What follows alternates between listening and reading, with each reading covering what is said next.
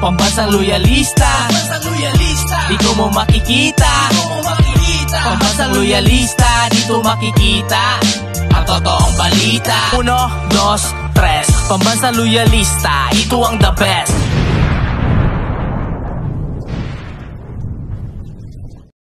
Masayang araw po, mga ka-PL. Ito na naman si Idol Rapi Tulfo. Bumanat na naman at nakisawsaw na rin po sa isyong kinakaharap ni Vice Ganda. Tungkol pa rin po ito doon sa icing dut-dutan na nangyari po o ginawa ni Vice Ganda at ng kanyang jowa sa kanilang programa sa It's Showtime. At mga ka-PL, parang may patutsada po si Idol Rapi kay JPE o kay Juan Ponce Enrile. Di ba nga, naglabas po ng pahayag si JPE at masakit na pahayag. Nasabi po ni JPE na bastos ka. Ha? Bastos kang tao ka. Yun ang sinabi ni JPE kay Vice Ganda. At para sa akin, may halong kabastusan naman talaga yung ginawa ni Vice Ganda at saka ng kanyang jowa, dahil may mga batang nanonood po ng programa nila, tapos umaarte ho sila ng ganon, may halong kalaswaan. Di ba? O ito po ang buong balita, basahin ko lang po. Pero bago po tayo magsimula, makikisuyo sa mga hindi pa po nakasubscribe, baka naman. At paki-click na rin po ang notification bell para updated sa lahat ng upload. At huwag niyo pong kalimutan, palike sa video. Maraming salamat, makikisuyo. O eto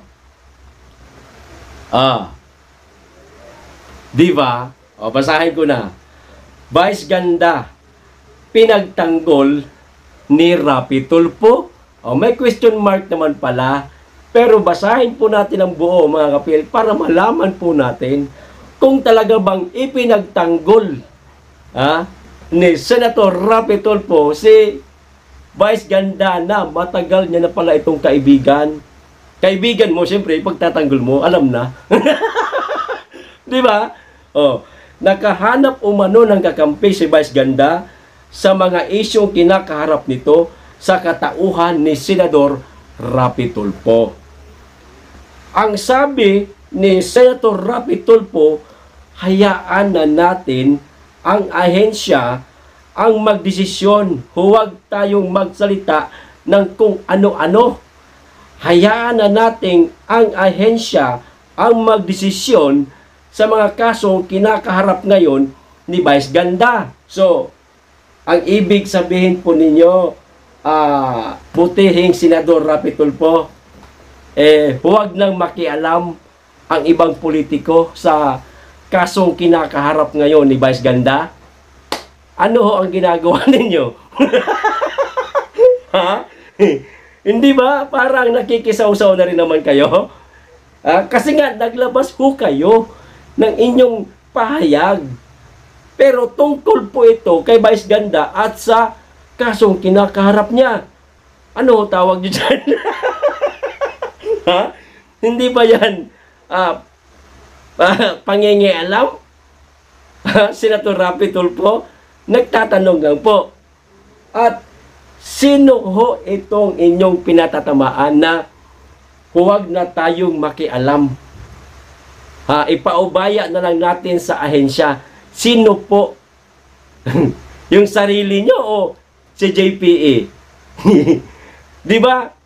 Si JPE lang naman ang naglabas ng masakit na pahayag tungkol sa nangyari o ginawa ni Vice Ganda at ng kanyang jowa. Di ba mga ka-PL, si JPE lang naman Ewan ko yung ibang politiko. Basta ang natatandaan ko, ang may masakit na banat o pahayag, walang iba kundi si JPE. So, para kay JPE ba ito, Senator Rapi Tulfo? Ito ang sinasabi ninyo na huwag na tayong magsalita ng kung ano-ano. Ikaw talaga, Senator Rapi Tulfo.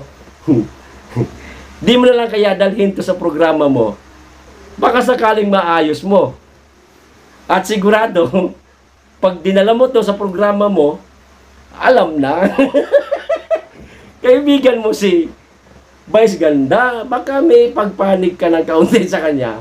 Baka lang. Baka lang naman, di ba mga PL? O ito pa. Dapat talagang ipaubaya ni Kuya Rapi, ni Senador itong problemang ito sa MTRCB. Siya ay nasa Senado. Ang MTRCB naman po ang talagang itinalaga ni PBBM para magbantay po sa kalinisan, katinuan at pag-aalaga sa mga bata. Di ba? Ang concern kasi dito, Senator Rapi Tulfo, may mga bata pong nanonood sa It's Showtime. Walang problema sa atin. Masasakyan natin yan kasi alam na po natin ang mga bagay na yan. Pero itong mga kabataang mura lamang po ang pag-iisip. Tapos ang pinanonood nila gumagawa ng may halong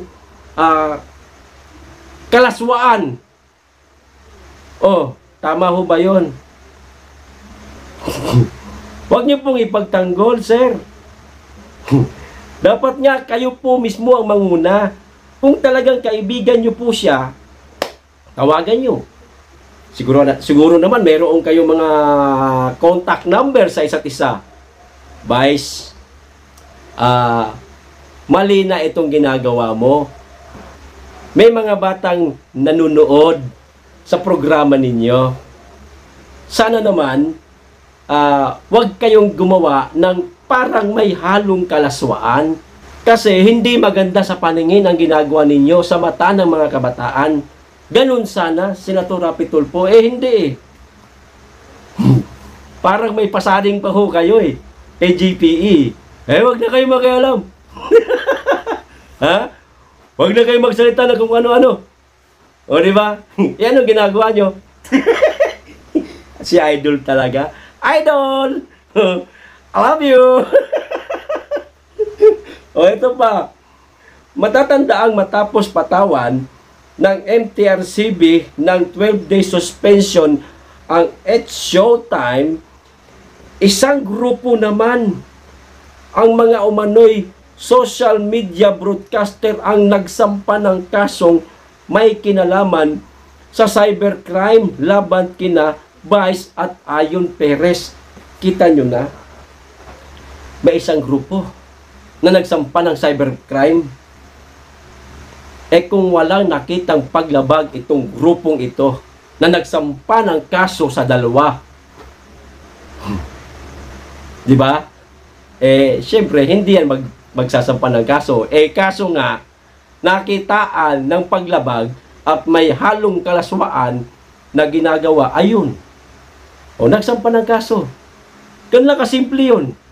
Tapos, saw-saw na naman kayo. Wag na kayong makialam. Opinion namin ito. Lahat tayo may karapatan magsalita kung may nakikita na tayong hindi maganda at mali na ang nagagawa nila. Di ba? Kayo sir, parang kinukonsinti nyo pa Hindi kaya? Nagtatanong lang Dahil ba kaibigan ninyo? Pagsabihan nyo po, ang tunay na kaibigan ay nagpapayuhan yan. Kapag ka may nakita kang mali sa kaibigan mo, payuhan mo para maitama niya yung mali niya. Lalo na, may mga kabataang nanonood sa programa niya. Tulad po ng programa ninyo. Di ba? Away mag-asawa. May mga nagsasalita ng bastos. Di ba? Pinagbabawalan ho ninyo.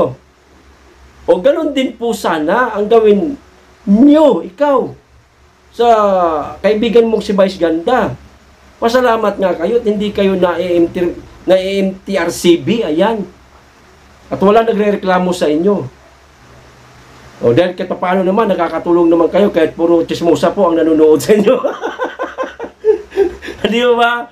O ito pa, kaugnay pa rin ito ng pagsubo ng icing ni Vice at Ayon sa isang Isip Bata segment sa programa noong July 25.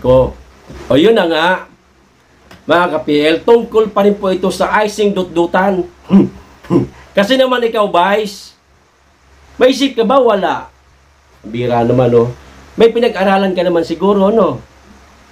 Hindi ko lang alam kung saang kalye ka lumaki at ganyan ang mga inaasta mo.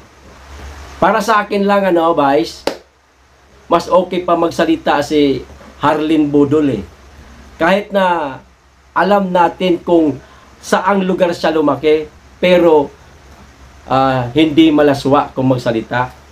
Ang napansin ko sa iyo, Vice, minsan ang mga patawa mo green joke na hindi dapat kasi may mga batang nanonood sa programa ninyo. Baguhin nyo po ang style nyo, Vice. Yung magpatawa ka ayon sa pagiging comedian mo. Yung matatawa ang tao nang walang green joke. Yung natural na patawa. Mas magugustuhan ka ng tao niyan. Tulad ngayon, ito nangyari sa'yo. Adi, may mga kaso kang kinakaharap. O di ba? O kayo po, mga kapir, ano po ang masasabi ninyo tungkol sa isyong ito? Paki-comment na lang po. Hanggang dito lang tayo. Maraming salamat sa inyong lahat. Mag-iingat kayong lagi. Be blessed.